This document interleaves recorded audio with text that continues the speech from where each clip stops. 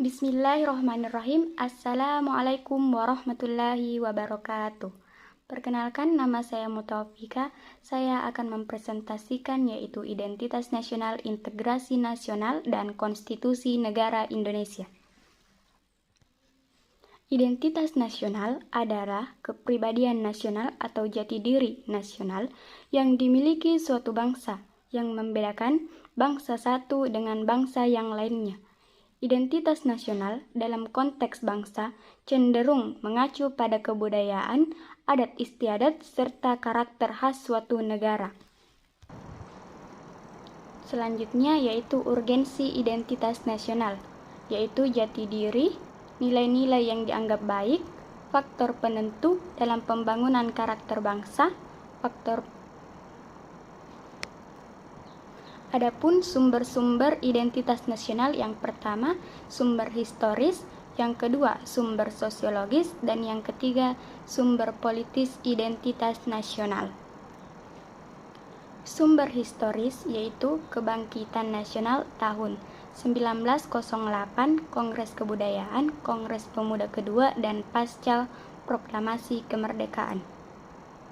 Sumber sosiologis yaitu telah terbentuk dalam proses interaksi, komunikasi, dan persinggungan budaya serta alamiah, baik perjalanan panjang menuju Indonesia merdeka maupun melalui pembentukan intensif pasca kemerdekaan.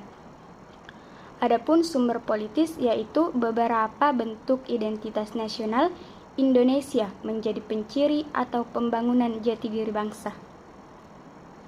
Ada 4 identitas nasional pertama atau yang utama, yaitu bendera, bahasa, lambang negara, dan lagu kebangsaan. Bendera. Ketentuan mengenai bendera negara diatur dalam Undang-Undang Nomor 24 Tahun 2009 Pasal 4 sampai Pasal 24, yaitu 200 cm kali 300 cm untuk penggunaan di lapangan Istana Kepresidenan, 120 cm kali 180 cm untuk penggunaan di lapangan umum, 180 cm kali 150 cm untuk penggunaan di ruangan, 36 cm kali 54 cm untuk penggunaan di mobil presiden dan wakil presiden, 30 cm kali 45 cm untuk penggunaan di mobil pejabat negara, 20 cm kali 30 cm untuk penggunaan di kendaraan umum, 100 cm kali 150 cm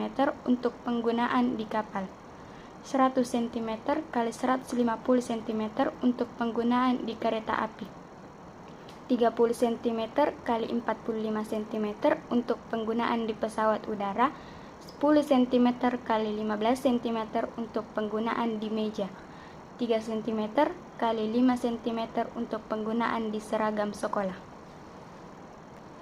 Bahasa Indonesia. Bahasa Indonesia berasal dari rumpun bahasa Melayu yang dipergunakan sebagai bahasa pergaulan dan diikrarkan pada Kongres Pemuda II 28 Oktober 1928. Lambang Negara Garuda Pancasila. Jumlah bulu pada Garuda Pancasila yaitu 45 di leher, 19 di pangkal ekor, 8 di ekor, dan 17 di sayap. Dan yang selanjutnya yaitu lagu Indonesia Raya. Ketentuan lagu Indonesia Raya diatur dalam Undang-Undang Nomor 14 Tahun 2009 Pasal 58 hingga 64. Dinyanyikan pertama kali pada Kongres Pemuda II 28 Oktober 1928. Selanjutnya yaitu unsur dinamika dan tantangan identitas nasional. Unsur-unsur identitas nasional. Identitas nasional Indonesia merujuk pada suatu bangsa yang majemuk. Kemajemukan itu merupakan gabungan dari unsur-unsur pembentuk identitas, yaitu suku bangsa, agama, kebudayaan, dan bahasa. Dinamika dan tantangan identitas nasional. Dari waktu ke waktu, sejak deklarasi kemerdekaan hingga hari ini, ada dinamika dan tantangan yang selalu kita hadapi. Dinamika itu sendiri adalah sesuatu yang memiliki kekuatan-kekuatan yang selalu berkembang dan dapat beradaptasi dengan keadaan tertentu. Dan tantangan adalah hal-hal yang harus dilewatkan untuk mencapai suatu tujuan. Adapun tantangan identitas nasional yaitu hedonisme, memudarnya sikap gotong royong, memudarnya rasa nasionalisme dan patriotisme, memudarnya sikap sopan santun. Selanjutnya yaitu integrasi nasional. Integrasi nasional merupakan suatu hal yang mempersatukan segala perbedaan dalam masyarakat dan menjadikan suatu keseluruhan yang tidak terpisahkan. Pengertian integrasi nasional menurut Safroeddin Bahar 1998 yaitu upaya menyatukan seluruh unsur suatu bangsa dengan pemerintah dan wilayahnya. Sedangkan menurut Riza Noer Arfani 2001 yaitu pembentukan suatu identitas nasional dan penyatuan berbagai kelompok sosial dan budaya ke dalam suatu kesatuan wilayah. Sedangkan menurut Juliati Suroyo 2002 yaitu bersatunya suatu bangsa yang menempati wilayah tertentu dalam sebuah negara yang berdaulat. Dan yang keempat yaitu Ramlan Surbakti 2010 yaitu proses penyatuan berbagai kelompok sosial budaya dalam suatu kesatuan wilayah dan dalam suatu identitas nasional. Adapun konsep integrasi nasional yaitu integration atau kesempurnaan atau keseluruhan. Nasional yaitu bangsa sebagai bentuk persekutuan dari orang-orang yang berlatar belakang dan satu wilayah di bawah suatu kekuasaan politik. Adapun jenis-jenis integrasi yaitu integrasi politik, integrasi ekonomi, dan integrasi sosial budaya. Integrasi politik.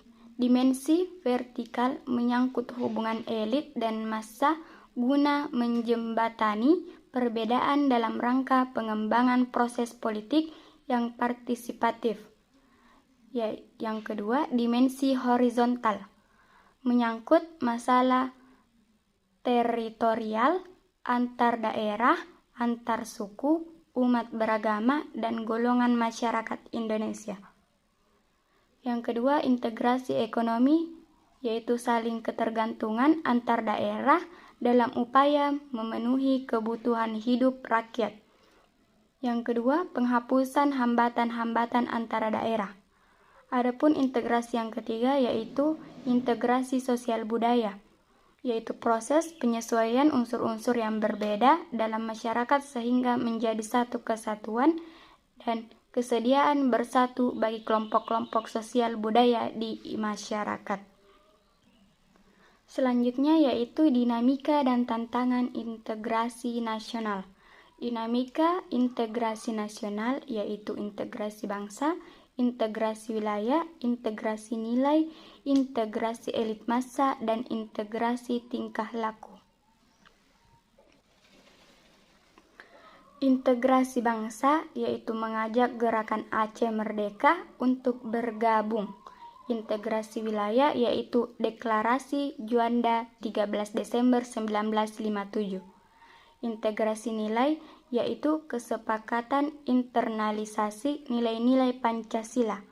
Integrasi elit massa yaitu pendekatan pemimpin ke rakyat melalui kegiatan. Integrasi tingkah laku yaitu pembentukan lembaga politik dan birokrasi. Adapun tantangan integrasi nasional yaitu konflik horizontal dan konflik vertikal. Selanjutnya yaitu sumber-sumber integrasi nasional yaitu sumber historis, sumber sosiologi, dan sumber politik. Sumber histori, 3 integrase dalam sejarah. Yang pertama, model integrasi Imperium Majapahit. Yang kedua, model integrasi kolonial. Dan yang ketiga, model integrasi nasional Indonesia. Dan sumber sosiologis yaitu pengenalan integrasi kepada masyarakat dilakukan melalui pendidikan. Dan yang ketiga, sumber politik. Faktor penentu integrasi negara. Yang pertama, adanya ancaman dari luar. Yang kedua, gaya politik kepemimpinan. Yang ketiga, kekuatan lembaga politik. Yang keempat, ideologi nasional. Dan yang kelima, kesepakatan pembangunan ekonomi. Selanjutnya yaitu definisi konstitusi. Konstitusi merupakan seperangkat aturan atau hukum yang berisi ketentuan tentang bagaimana pemerintah diatur dan dijalankan. Dalam arti sempit yaitu konstitusi merupakan suatu dokumen yang berisi aturan-aturan dasar untuk penyelenggaraan negara. Sedangkan dalam arti luas, konstitusi merupakan peraturan baik tertulis maupun tidak tertulis yang menentukan bagaimana lembaga negara dibentuk dan dijalankan. Adapun fungsi konstitusi, yang pertama, landasan penyelenggara negara. Yang kedua, membatasi kekuasaan pemerintah. Dan yang ketiga, menjamin hak asasi warga negara. Adapun sifat konstitusi yaitu fleksibel dan rigid. Konstitusi fleksibel yaitu konstitusi yang dapat diubah melalui proses yang sama dengan undang-undang. Sedangkan konstitusi rigid adalah konstitusi yang perubahannya dilakukan melalui cara-cara atau proses khusus. Adapun sumber-sumber historis yaitu sumber historis, sumber sosiologis, dan politik. Adapun hal yang dimuat dalam konstitusi yaitu hak asasi manusia, sifat tertentu, prosedur mengubah Undang-Undang Dasar 1945, cita-cita rakyat dan ideologi negara, larangan mengubah dari Undang-Undang Dasar organisasi negara. Selanjutnya yaitu dinamika dan tantangan konstitusi negara Indonesia. Dinamika konstitusi.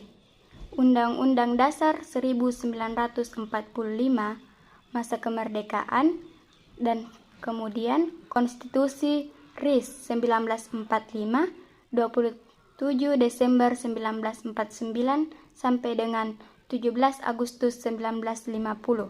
Kemudian UUDS 1950 yaitu tanggal 17 Agustus 1950 sampai 5 Juli 1959. Kemudian Undang-Undang NRI 1945 Orde Lama 5 Juli 1959 sampai 1956. Dan kemudian UUD NRI 1945 yaitu Orde Baru 1966-1998. Adapun tantangan konstitusi nasional negara Indonesia yaitu perluasan akses keadilan konstitusional melalui kemungkinan pengujian konstitusional peraturan perundang-undangan di bawah undang-undang.